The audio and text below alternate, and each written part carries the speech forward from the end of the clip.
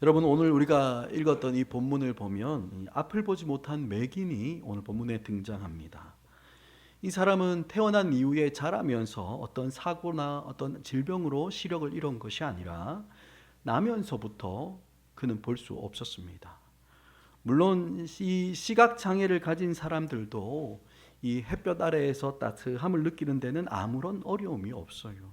하지만 저녁에 지는 그 아름다운 노을을 보는 것은 불가능합니다. 그죠? 또 이제 곧 봄이 오게 되면 꽃들이 막 피어나게 될 텐데 이 꽃들의 향기를 마음껏 누리는 데는 여러분 아무런 지장이 없습니다. 그죠? 하지만 형형색색의 그 아름다운 꽃을 눈으로 보고 누리는 것은 그에게 어려운 일일 겁니다. 계절마다 바뀌는 이 산의 아름다움이나 혹은 높고 푸른 하늘을 볼 수가 없어요. 여러분, 오늘 본문에 나오는 이 사람은 이렇게 많은 것들을 놓치며 살았거나 아니면 이런 것들이 있는지도 모르는 채 그렇게 살아왔을 겁니다. 왜냐하면 그는 날 때부터 맹인되었던 사람이었기 때문에 그렇습니다. 사랑하는 여러분, 오늘 이 사람에게 여러분 어떤 일이 일어났습니까? 그는 예수님을 보지 못했습니다. 하지만 예수님께서 그를 보시고 그를 찾아와 주시고 그의 눈을 열어주시는 겁니다. 예수님은 그에게 빛으로 가셔서 그의 눈을 열어주시고 하나님께서 허락하신 그 아름다움을 온전하게 누릴 수 있게 만들어 주시죠. 여러분, 그뿐이 아닙니다. 여러분, 이 사람은 참된 빛으로 오신 그 예수님을 믿고 그 하나님의 놀라운 영광을 누리게 되는 일이 여러분 오늘 본문이 기록하고 있는 핵심적인 내용입니다. 여러분, 그렇다면 오늘 이 본문의 말씀이 우리에게는 어떤 의미가 있을까요? 물론 제가 알기로 지금 우리 중에는 날 때부터 앞을 보지 못한 사람은 없습니다. 하지만 여러분, 우리의 진짜 모습은 어떻습니까? 우리의 진짜 모습. 날 때부터 앞을 보지 못했던 이 사람처럼 우리도 나면서부터 죄와 한계를 가지고 태어났기 때문에 너무나 많은 것을 놓치고 그렇게 살아왔던 우리의 인생들이지 않습니까? 모든 사람들은 어떻습니까? 다 나면서부터 영적인 맹인으로 태어납니다. 앞을 보지 못해요.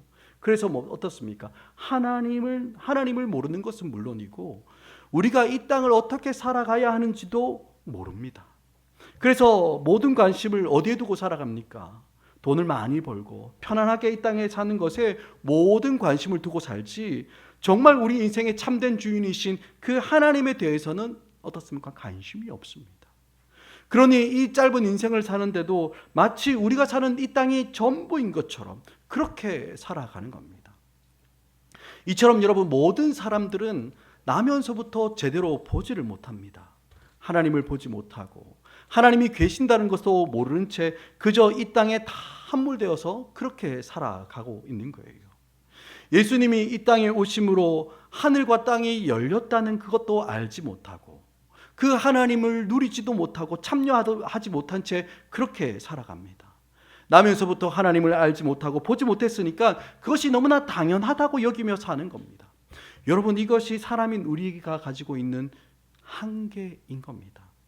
그런데 여러분, 이러한 인생의 한계를 사람들은 여러분 어떻게 받아들이고 있습니까? 여러분, 오늘 말씀 2절을 함께 읽었으면 좋겠는데요. 우리 2절 말씀 함께 읽습니다. 시작. 제자들이 물어 이르되 누구의 죄로 인함이니까?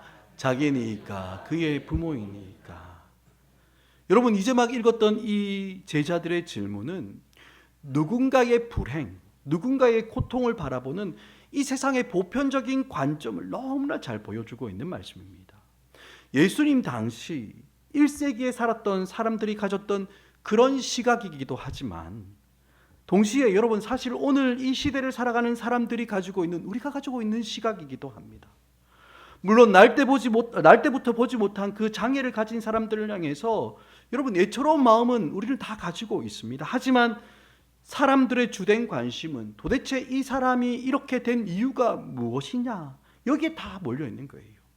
그래서 여러분, 오늘 제자들도 이 사람이 맹인이 된 것이 누구의 죄 때문인지, 자기 죄 때문인지 아니면 그의 부모의 죄 때문인지 그거를 묻고 있는 겁니다.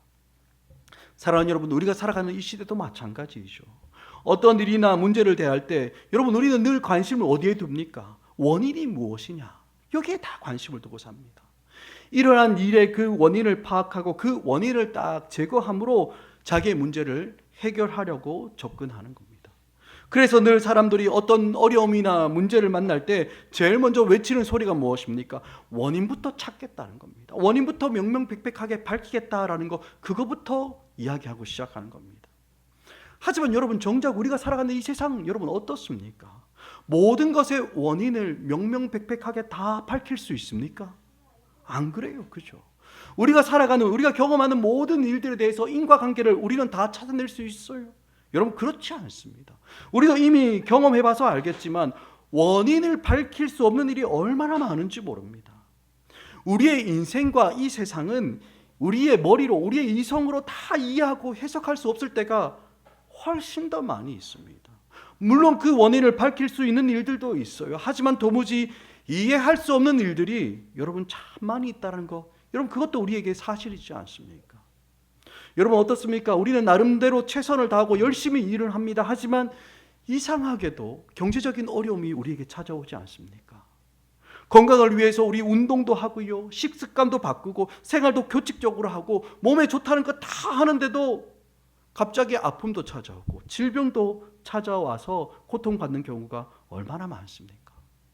또 우리 자녀들도 어떻습니까? 자녀를 보면 너무나 이런 일들 많이 경험하게 됩니다. 여러분, 우리가 자녀들을 위해서 얼마나 기도를 열심히 합니까? 그리고 그들을 위해서 얼마나 애써서 뒷바라지 합니까? 그런데 우리 자녀들이 우리가 계획했던 방향과는 전혀 엉뚱한 방향으로 가려고 할 때가 얼마나 더 많습니까? 그죠? 이게 현실인 겁니다. 여러분, 우리가 이해할 수가 없는 거예요. 그죠? 해석되지 않고 이해되지 않는 인생을 우리는 이처럼 살아가고 있다는 겁니다. 그런데도 여러분, 우리는 늘 무엇을 찾으려고 합니까? 이유를 찾으려고 해요. 원인을 찾으려고 합니다. 원인이 무엇인지 찾으려고 해요. 오늘 본문에 나오는 제자들처럼 그 사람의 잘못 때문인지 아니면 그의 부모의 잘못 때문인지 하면서 그 원인을 막 찾으려고 합니다. 그런데 여러분, 우리가 이렇게 자꾸 원인이나 이유에 집착하는 이유가 무엇일까요?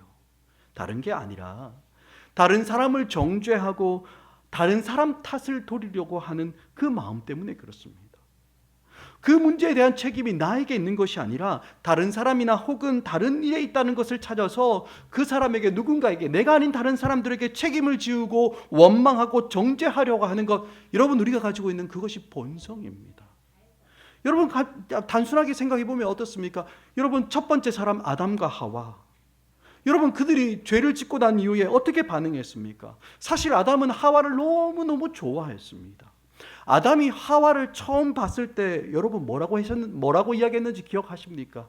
이는 내 뼈 중에 뼈요 살 중에 살이다 라고 그렇게 고백합니다. 여러분 이게 무슨 말입니까? 어느 여러분 달달한 드라마에서 남자 주인공이 여자 주인공에게 하는 대사, 여러분 기억하실지 모르겠는데 뭡니까? 내 안에 너 있다. 이거 기억하십니까? 너무 오래돼서 기억 못하실 수도 있는데 제가 봤던 드라마, 아직 저는 내 마음속에 이 대사가 너무 달달하게 느껴집니다. 그런데 여러분 이런 말 뜻인데, 이렇게 고백했는데 어떻습니까? 죄가 딱 들어오고 나니까 어떻게 됩니까? 서로 탓하기 바빠지는 거예요. 내 뼈 중에 뼈요 내 살 중에 살이라고 고백했던, 내 안에 네가 있다라고 그렇게 고백했던 이 하와를 보호하고 아끼려고 하는 그 일은커녕 여러분 어떻게 합니까? 저 하와 때문에 내가 죄를 지었습니다. 여러분 그렇게 뭡니까? 자기가 지었던 그 죄의 원인, 책임을 다 하와에게 돌리기 바빴습니다. 여러분 어떻습니까? 우리의 모습과 똑같지 않습니까? 나는 그 일에 대한 책임을 벗어나고 싶으니까 자꾸 다른 사람을 핑계대고 탓을 돌리고 비난하고 정죄하기도 하고 또 때로는 섭섭해하기도 하고 억울해하면서 우리는 그렇게 살아가는 거예요. 여러분 이것이 이 세상의 불행과, 이 세상이 이 불행과 아픔을 대하고 이 해석하는, 접근하는 방식인 겁니다. 여러분 오늘 이 본문의 사건이 여러분 언제적 이야기입니까? 오늘부터 한 2000년 전에 있었던 사건입니다. 그런데도 어때요? 지금도 똑같지 않습니까? 어떤 불행한 일을 당하게 되면 먼저 그 원인을 자꾸 찾을 거예요. 그리고는 그 문제에 대해서 나는 손해본 사람이고 나는 피해본 사람이라고 생각하면서 자꾸 자기 연민에 빠지려고 합니다. 그러다가 아무리 열심히 찾아봐도 그 원인을 도무지 찾아내지 못하면 여러분 어떻게 합니까? 제일 먼저 부모 탓하는 것이 아닙니까? 여러분 요즘 방송에 보면 아이들을 키우는 이것들이 많이 보여주는데 여러분 요즘 이 방송들 보면 더욱더 심각해지는 것 같아요. 물론 아이들은 너무나도 소중하고 귀한 존재들입니다. 하지만 여러분 그렇기 때문에 그 아이들을 양육하는 부모들도 완벽해야 된다. 여러분 이거는 사실 말이 안 되는 이야기인 겁니다. 그런데도 아이들이 제대로 자라지 못하고 성장하지 못하는 모든 원인과 책임을 어디서 찾습니까? 부모들에게서만 찾으려고 하는 거예요. 물론 부모들은 아이들을 사랑으로 대해야 됩니다. 하지만 그렇다고 해서 아이들에게 있는 모든 문제의 원인이 부모다라고 말하는 것, 여러분 이건 말이 안 되는 이야기인 거예요. 그런데도 계속해서 이 아이들에게서 원인을 찾기보다는 결국 부모가 문제다라는 식으로 몰아가면서 모든 비난과 정죄를 부모들에게만 쏟아붓고 있는 거예요. 그러면 여러분 그런 방송을 보는 사람들이 다 어떻게 생각합니까? 그래, 나는 우리 아이들을 더 사랑해야지. 여러분 이렇게 반응하면 참 다행스러운데 다들 이렇게 반응하지 않죠. 지금 내가 이 모양 이 꼴로 사는 것도 결국 내가 그래 우리 부모님한테 사랑을 받지 못해서 그런 거야. 그렇게 자기 부모님에게 또다시 책임을 지우는 것이 사람의 기본적인 반응입니다. 게다가 이렇게 부모 탓을 하는 것으로도 부족하다고 생각되면 어디까지 갑니까? 있지도 않은 전생을 탓하고 있는 겁니다. 아이고 전생에 무슨 죄를 많이 저질러서 내가 지금 이렇게 고생한다. 다들 이러고 있는 거예요. 여러분 우리나라가 예로부터 불교의 영향을 많이 받아서 윤회사상, 전생에 대한 생각들이 여러분 사람들에게 은근히 많이 깔려 있지 않습니까? 그래서 지금 내 문제에 대한 원인을 도무지 찾을 수 없으면 설명할 수 없으니까 뭐라고 합니까? 전생 탓하는 겁니다. 전생에 내가 죄를 많이 지어서 이렇게 이야기하는 거예요. 이처럼 사람들은 자꾸 자기 문제의 원인만을 찾으려고 하지, 또 그렇게 원인만을 찾으면 그 틀 안에서 어떻게 합니까? 운명론이나 혹은 기계론적으로 자기의 삶을 해석하는 것이 여러분 이 세상의 관점인 겁니다. 하지만 사랑하는 여러분, 성경은 이런 세상의 원리들과 다르게 이야기합니다. 달라요. 물론 창세기 3장을 보면 죄가 사람에게 들어오면서부터 우리 삶에 있는 모든 불행과 고난이 함께 들어왔다라고 그렇게 설명합니다. 그래서 우리가 경험하고 있는 모든 불행과 고난은 죄가 들어온 결과다라고 그렇게 말씀하고 있어요. 하지만 여러분 그렇다고 해서 어떤 사람이 당하고 있는 특정한 고난을 그의 죄와 직접적으로 연결시키지는 않습니다. 여러분 이게 무슨 말이냐 하면 성경은 우리의 고난과 불행이 죄로 말미암아 들어왔다라는 사실을 인정합니다. 하지만 그렇다고 해서 어떤 사람이 고난 가운데 있을 때, 아픔 가운데 있을 때 그 고난을, 그 아픔을 그 사람의 죄 때문이라고 이렇게 직접해서 연결시켜서 당신의 불행의 원인은 당신의 죄 때문입니다 라고 그렇게 말하지 않는다라는 겁니다. 여러분 지금 제자들이 가지고 있는 가장 큰 문제가 무엇입니까? 이 맹인이 가지고 있었던 아픔, 불행을 뭐와? 그의 죄, 누군가의 죄와 직접 연결시켜서 이 사람의 문제는 누구의 죄 때문인지를 묻고 있다라는 겁니다.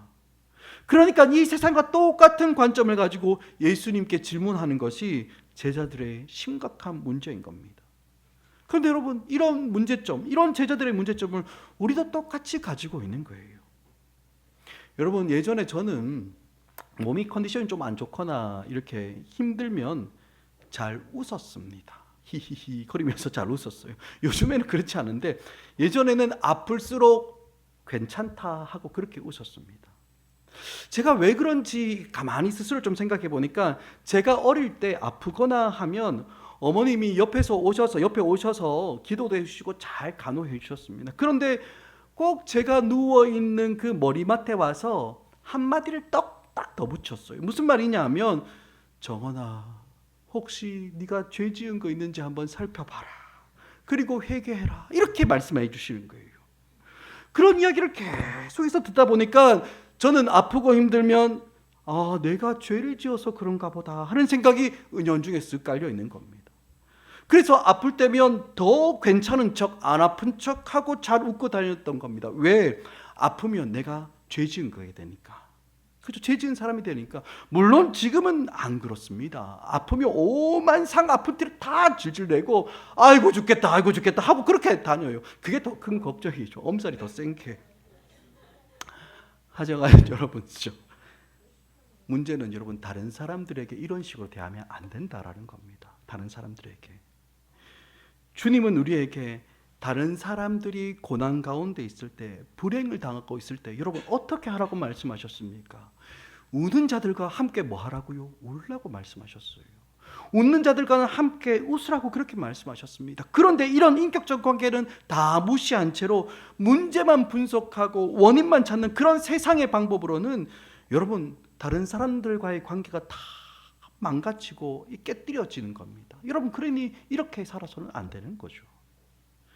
여러분 그렇다면 이 사람의 불행과 아픔이 누구의 죄 때문이냐라고 질문하는 세상을 향해서 여러분 우리는 어떻게 대답해야 하는 걸까요? 여러분 오늘 예수님께서 하신 말씀을 한번 보시기 바랍니다. 3절입니다. 우리 3절 말씀 함께 읽습니다. 시작. 예수께서 대답하시되 그에게서 하나님이 하시는 일을 나타내고자 하심이라. 아멘. 사랑하는 여러분, 이 맹인의 불행과 아픔이 무슨 이유인지, 누구 탓인지를 묻고 있는 제자들과 세상을 향해서 예수님께서 오늘 하신 대답이 무엇입니까? 무엇을 위해서 이 일이 일어나는지를 말씀해 주시는 거예요. 원인을 묻는 제자들에게 이 일의 목적이 무엇인지를 예수님은 말씀해 주시는 겁니다. 이 세상은 불행과 비참과 고통을 보며 나는 피해갔으면 좋겠다라고 생각하고 또 그런 일을 겪고 있는 사람들에게 참 안 됐다라고 말하면서 지나갑니다. 하지만 여러분 예수님은 그렇게 말씀하지 않으십니다. 고난과 불행과 고통 안에 뭐가 있다는 겁니까? 목적이 있다는 거예요. 목적이. 원인을 자꾸 규명하려고 하고 누구의 탓이고 누구의 문제냐고 자꾸 말하고 싶어하는 세상을 향해서 여러분 교회와 복음은, 성도는 여러분 무엇이라고 이야기해야 됩니까? 때로는 원인을 충분히 분석하지 못할 수 있는 일도 있고 때로는 또 잘하려고 아무리 애쓰고 노력해도 잘 안 되는 일들이 우리의 인생에 얼마든지 있을 수 있다라는 겁니다. 좋은 의도를 가지고 많은 노력을 했지만 우리가 원하는 좋은 결과 얻지 못할 때가 여러분 훨씬 더 많지 않습니까? 이처럼 모든 것을 해석할 수 없고 또 모든 것의 원인을 규명할 수 없는 그런 인생을 우리는 살아가고 있는 거예요. 하지만 여러분 그 인생 안에, 그 어려움 안에, 해석되지 않는 그 인생 안에 여러분 무엇이 있습니까? 분명한 목적이 있는 줄 여러분 믿으시기 바랍니다. 고난과 슬픔과 불행은 나에게 없으면 좋은 것이 아닌 거예요. 이런 일이 나에게 있으면 너무나 속상하지만 혹시 피해가거나 없으면 그게 다행이다. 여러분 이런 게 아닌 겁니다. 사랑하는 여러분, 나면서부터 맹인된 것은 그 사람의 죄나 그 부모의 죄 때문이 아니라 여러분 무엇 때문이라는 겁니까? 하나님이 하시는 일을 나타내고자 하는 그 목적이 그 안에 있다라고 우리 주님 말씀하시는 겁니다. 하나님의 분명한 목적이 우리가 지나가고 있는 그 아픔과 슬픔과 불행 속에 여러분 분명히 있는 겁니다. 그러니까 고난과 슬픔과 불행이 우리에게 없어서 다행이다 여러분 이런 것이 아니라 그 속에서도 선하신 하나님이 우리를 통해서 이루고자 하시는 그 목적이 반드시 있는 줄 알고 그것을 믿고 그 삶의 자리에서도 하나님을 인정하고 하나님을 신뢰하며 하나님의 도우심이 반드시 있다는 것을 믿으면서 그 아픔의 시간들을 지나가야 하는 것이 우리의 삶의 방식이어야 한다라는 겁니다. 여러분 우리가 예수님을 만난 이후에 우리의 삶에 일어나는 가장 중요한 일 중에 하나가 무엇입니까? 모든 사람들이 원하는 좋은 일, 행복한 일만을 경험한다라는 것 여러분 그거 아닙니다. 분명히 우리가 주님을 만났음에도 주님을 믿었음에도 불구하고 불행과 눈물과 고통의 자리 어떻습니까? 우리 통과할 때가 있어요. 지나갈 때가 있습니다. 하지만 여러분 그러한 과정 속에서도 여러분 무엇이 있습니까? 반드시 우리의 삶에 기쁨이 있다라는 그 사실을 우리는 그 자리에서 경험할 수 있게 되는 겁니다. 물론 어렵고 힘들고 아픈 일 자체가 좋고 기쁜 거 여러분 그런 건 아닙니다. 우리 중에 아픔과 고난과 환난 좋아할 사람이 누가 있습니까? 그런 사람 아무도 없어요. 하지만 여러분 그럼에도 불구하고 그 안에 무엇이 있습니까? 하나님의 목적이 있는 줄 우리는 믿는 겁니다. 하나님은 우리를 위하여 독생자 예수님을 아낌없이 내어주시고 십자가에서 달려 죽이시기까지 하시기까지 우리를 사랑하신 그런 분이십니다. 이 하나님께서 통치하시는 이 세상에서 지금 우리가 경험하고 지나가고 있는 불행과 아픔에는 반드시 하나님의 선하신 그 목적과 뜻이 있는 줄 믿고 신뢰할 때 여러분 우리는 다른 사람과 우리의 인생을 바르게 볼 수 있는 새로운 눈이 열리게 되는 것입니다. 사랑하는 여러분, 성도인 우리는 다른 사람들처럼 틀에 짜여진 기계적인 관점으로 우리의 인생을 바라보지 않습니다. 부모 잘 만나서 참 부럽다. 아이고 저 사람은 부모님에게 좋은 머리를 물려받아서 공부도 잘하고 이쁘기도 하고 잘생기고 참 부럽다. 여러분 이런 식으로 우리는 세상을 보지 않는 겁니다.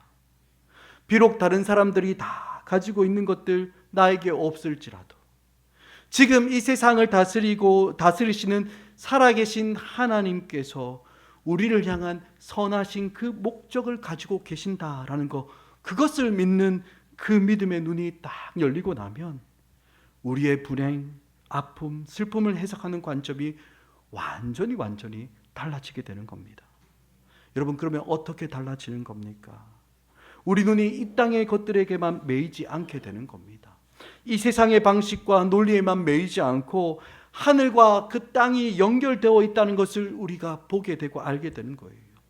우리가 늘 주기도문으로 고백하지 않습니까? 하늘의 뜻이 땅에서 이루어진 것처럼. 우리가 그렇게 고백하지 않습니까? 그런 고백이 우리 마음 중심에서, 우리의 입술로 그냥 반복적으로 고백되는 것이 아니라 우리의 마음 중심에서 터져 나오는 거예요. 여러분 이것이 바로 하늘의 영광을 이 땅에서 누리며 살아가는 우리 성도들의 삶 아니겠습니까? 사랑하는 여러분, 복음과 교회는 기계적이고 운명론적으로 이 세상과 사람들을 바라보지 않습니다. 네가 타고난 운명이 그런 것이다, 네가 어떻게 하느냐에 따라 너의 인생이 달려있다, 여러분 그렇게 말하지 않습니다. 모든 사람들이 피해가고 싶어하는 그 아픔의 자리에 있을지라도, 나면서부터 앞을 보지 못하는 그런 안타까움의 자리에서조차도 하나님의 목적이 있다라는 것, 하나님께서 행하시는 그 일이 있다는 것을 믿고 끝까지 선하신 그 하나님을 신뢰하며 기다리며 살아가는 것, 여러분 그것이 우리 성도들의 삶인 겁니다. 사랑하는 여러분, 우리가 그렇게 하나님의 선하심과 하나님의 목적을 믿고 딱 기대할 때 여러분 하나님의 일하심이 진짜 우리의 삶 가운데 은혜로 임하게 되는 줄 여러분 믿으시기 바랍니다. 여러분 어떤 은혜입니까? 삶이 변하는 은혜예요. 주님의 이 귀한 진리가 우리의 눈을 열기 시작하면 우리의 삶이 달라지기 시작하는 겁니다. 보는 눈이 달라지고 삶을 대하는 그 태도가 달라지고 살아가는 방식이 달라지는 겁니다. 세상의 모든 사람들은 다 자기가 잘 되고 자식들이 잘 되고 이 세상에서 떵떵거리며 살아가기를 다 원합니다. 하지만 여러분 주님의 은혜를 경험한 성도들은 어떻습니까? 주님의 목적이 있다는 거 그거 알지 않습니까? 그걸 알고 있으니까 주님이 원하시는 그 일이 있음을 알기 때문에 고난도 기쁨이고 아픔을 겪어도 주님 때문에 기쁨이 있다는 것을 누리며 살아가는 거예요. 주님을 만나기 전까지는 정말 내가 포기할 수 없고 나에게 너무나 귀하게 여겨져 왔던 그런 것들도 주님을 딱 만나고 나니까 어떻게 여겨집니까? 이런 것들이 다 배설물로 여겨지고 나를 해롭게 하는 것들로 여겨지는 겁니다. 그래서 주님을 만나고 정말 주님을 아는 것 이외에는 모든 것들이 이제는 하나도 아깝지 않고 다 이뤄도 되는 그런 삶의 방식이 여러분 우리의 삶 안으로 밀려 들어오는 것입니다. 이것이 여러분 우리 주님 만난 자들의 정말 자들이 만나는 그런 누리는 그런 자유함 아니겠습니까? 더 이상 다른 누군가를 탓하지 않고 억울해하지 않는 하나님을 신뢰하는 데서 오는 그 영광스러움과 복됨이 여러분 우리의 삶에 나타나게 시작하는 겁니다. 사랑하는 여러분, 저 사람이 나면서부터 맹인된 것은 하나님의 일을 나타내시고자 하심이라라는 이 예수님의 말씀은 우리에게 이 세상과는 전혀 다른 관점을 가르쳐주고 있는데 여러분 그러면 그것이 구체적으로 무엇이겠습니까? 여러분 4절과 5절 말씀에 나옵니다. 우리 4절 5절 말씀을 이어서 같이 읽습니다. 시작. 때가 아직 낮음에 나를 보내신 이의 일을 그때는 아무도 일할 수 없느니라. 내가 세상에 있는 동안에는 세상의 빛이로라. 아멘. 사랑하는 여러분, 지금 예수님께서 하시는 말씀이 뭡니까? 나면서부터 맹인된 사람은 그저 불행한 존재가 아니라 하나님이 하고자 하는 일을 나타내기 위한 분명한 목적이 있는 존재다라고 말씀하시는 거예요.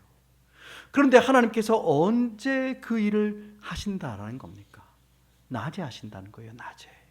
여러분, 그러면 낮이 언제입니까? 5절 말씀에 보면 예수님께서 이렇게 이야기하죠. 내가 세상에 있는 동안에는 세상의 빛이로라, 이렇게 말씀하십니다. 여러분, 빛이 있는 것이 낮이지 않습니까? 우리 지난 수요일 날 우리 창세기 보면서 다 이렇게 말씀을 묵상했습니다. 빛을 낮이라 부르시고 어둠을 밤이라 부르셨다. 여러분, 우리 다 함께 보지 않았습니까? 그러니까 세상의 빛으로 오신 예수님께서 이 가운데 계셨으니까 뭡니까? 낮이라는 겁니다. 낮. 하나님의 일하심을 밝히 드러낼 수 있는 그런 지금이 바로 낮이라는 겁니다. 남에서부터 맹인된 사람들을 향해서 일하고 계시는 하나님의 일하심이 예수님을 통해서 드러나고 있는 이때가 바로 낮이라는 겁니다. 그래서 예수님께서 어떤 일을 행하십니까? 땅에 침을 뱉어 진흙을 이겨 그의 눈에 바르시고 실로암에 가서 씻으라, 그렇게 말씀하시죠. 그리고 그 말씀에 순종할 때 이 사람의 눈이 떠지는 놀라운 기적이 일어나게 된 겁니다. 하지만 여러분, 우리는 이 놀라운 기적에만 우리의 시선을 빼앗겨서는 안 돼요. 우리가 여러분 아직 다 보지는 않았지만 요한복음 9장의 이 마지막 부분을 보면 여러분 어떤 일이 일어나는지 아십니까? 예수님께서 이 눈을 뜬 사람을 다시 찾아오실 때 여러분, 이 사람이 예수님을 알고 영접하게 되는 놀라운 역사가 일어나게 됩니다. 그러니까 여러분, 이 사람은 육신의 눈만 떠진 것이 아니라 예수가 그리스도임을 믿게 되는 영적인 눈도 이 사람에게 떠지게 되었다는 겁니다. 사랑하는 여러분, 물론 이 사람이 육체의 눈이 뜨게 되었다는 것 너무나도 중요한 일입니다. 하지만 더욱더 중요한 것이 무엇입니까? 예수님이 누구인지, 하나님이 어떤 분이신지 그가 바라볼 수 있는 이 영혼의 눈, 영적인 눈이 밝혀졌다라는 것이 더 중요한 일인 거예요. 여러분, 많은 사람들이 이 복음과 기독교를 마치 샤머니즘처럼 그렇게 믿으려고 합니다. 나에게 좋은 일이 일어나는 것만 좋아하고 자기 중심적인 이 마음을 절대로 깨뜨리지 않으려고 합니다.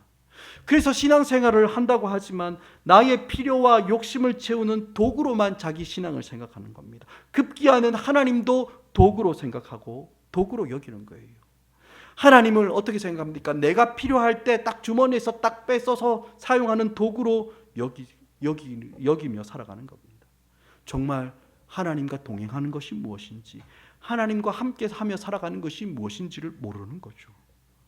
하지만 여러분, 이렇게 하나님을 도구로만 삼고 정작 우리가 예수 그리스도 안에서 영원한 생명을 얻는 일이 없으면 여러분, 그것은 가짜 신앙입니다. 가짜인 거예요.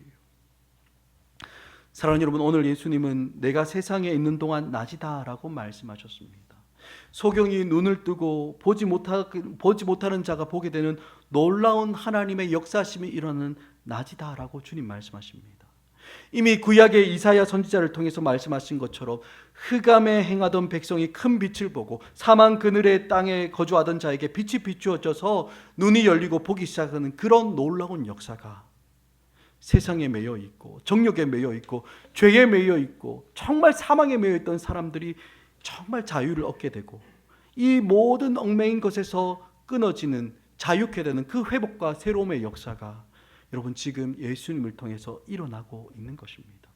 그러니 여러분, 빛 대신 예수님께서 계신 지금이 바로 낮이다라고 주님 말씀하신 겁니다.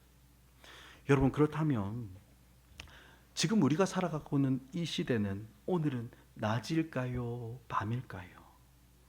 어떤 사람은 예수님이 육신으로 이 땅에 계시지 않으니까 지금은 밤이라고 생각하는 사람들도 있습니다. 하지만 그런 게 아닙니다.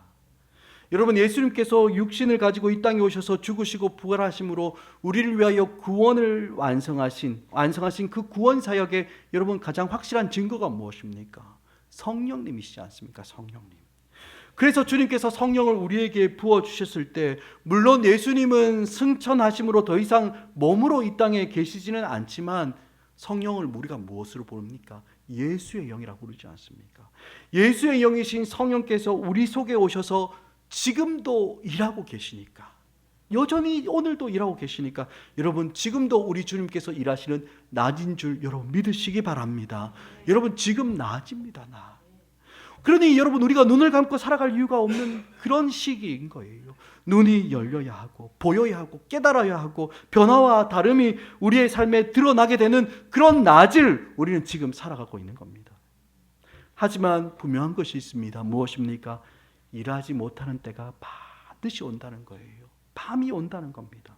더 이상 변화되지 않고 새로워지는 것이 불가능한 밤이 오는 겁니다. 여러분, 그렇기 때문에 우리가 살아가는 지금 이 때가 얼마나 중요한 때인지 여러분 우리는 아셔야 합니다. 여러분, 아직은 낮입니다. 아직은 낮이에요.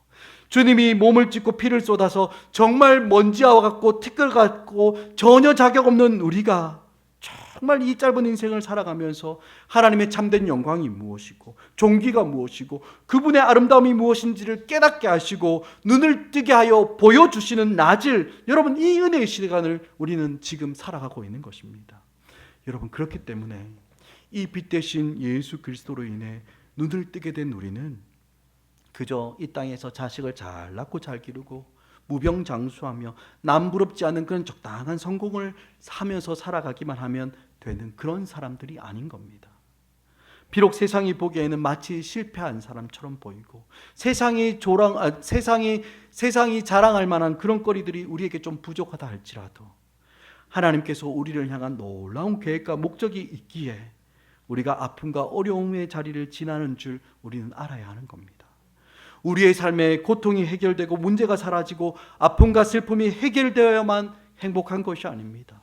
여전히 아픔이 있고 여전히 문제가 남아있고 여전히 육체적인 질병과 관계의 어려움과 경제적인 힘듦이 우리 가운데 있어도 도무지 이러한 아픔과 고난과 불행이 찾아오는 이유와 원인을 모르는 채 다 해석되지 않는 삶을 우리가 살아가는 것, 여러분, 그것이 우리의 현실입니다. 하지만 그럼에도 불구하고 주님께서 우리의 눈을 뜨게 하셔서 모든 문제와 아픔과 고통거리들이 다 해결되지는 않았지만 하나님께서 목적을 가지고 이 모든 일을 우리에게 행하고 계시는 줄 우리가 믿기 때문에 하나님을 우리의 삶에 인정하며 기뻐하며 즐거워하는 것이 여러분 성도인 우리가 살아가는 삶의 모습인 겁니다.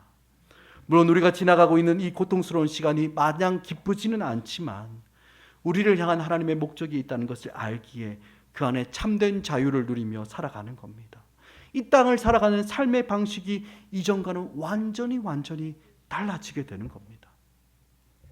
여러분, 말씀을 맺겠습니다. 사랑하는 여러분, 이러한 삶을, 이러한 변화됨을 한마디로 요약하면 무엇이겠습니까? 여러분, 이것이 바로 부흥입니다. 부흥. 우리의 눈이 열리고 우리의 해석이, 삶에 대한 해석이 달라지고 고난 속에서도 하나님의 목적을 신뢰하는 사람들로 우리가 변화되는 것, 여러분, 이것이 바로 부흥인 겁니다. 여러분, 이 부흥이라는 말을 여러분 언제 들어봤습니까? 우리가 매주 수요일마다 부흥이라는 찬양을 계속 부르고 있지만 사실 저는 우리 드림교회에 오기 전까지만 해도 이야기해본 적도 오래되었고 또 들은 적도 오래된 이야기가 이 바로 부흥에 대한 이야기입니다. 여러분, 우리는 더 이상 부흥을 기대하지 않는 그런 시대를 우리는 살아가고 있습니다. 하지만 여러분, 저는 우리 드림교회의 모든 성도들이 하나님께서 일하시는 그 부흥을 경험하며 살아가는 인생 되길 간절히 소원합니다. 여러분, 우리 안에 새로운 믿음의 역사가 일어나길 소원해요. 정말 세상에 있는 모든 다른 모임에서는 전혀 경험할 수 없는 오직 복음 안에 있는 영생이 만들어내는 참된 새로움과 변화가 우리 안에 있기를 간절히 축복합니다. 물론 우리 안에는 여전히 죄를 이기지 못하고 세상에 매여 있는 수많은 한계들이 가득하지만 지금은 낮이다라는 이 주님의 말씀이 우리의 삶에 이루어지고 보지 못했던 맹인과 같은 우리의 삶에 눈이 열리고 참된 변화가 우리의 삶 속에 밀려 들어오는 그 하나님의 일하심이 우리 모든 성도들의 삶 가운데 경험되길 간절히 축복합니다. 때로는 믿음의 선택을 하기도 하고 또 굳은 마음으로 결단하기도 하고 열심히 말씀으로 훈련받아서 우리에게 익숙해져 있는 그런 죄의 습관들, 그것에 절대 넘어지거나 어쩔 수 없다 이렇게 핑계하지 않고 온전히 하나님의 그 일하심을 경험하며 누리며 살아가는 우리 사랑하는 우리 드림의 모든 성도들 되길 주의 이름으로 간절히 축복합니다. 아멘.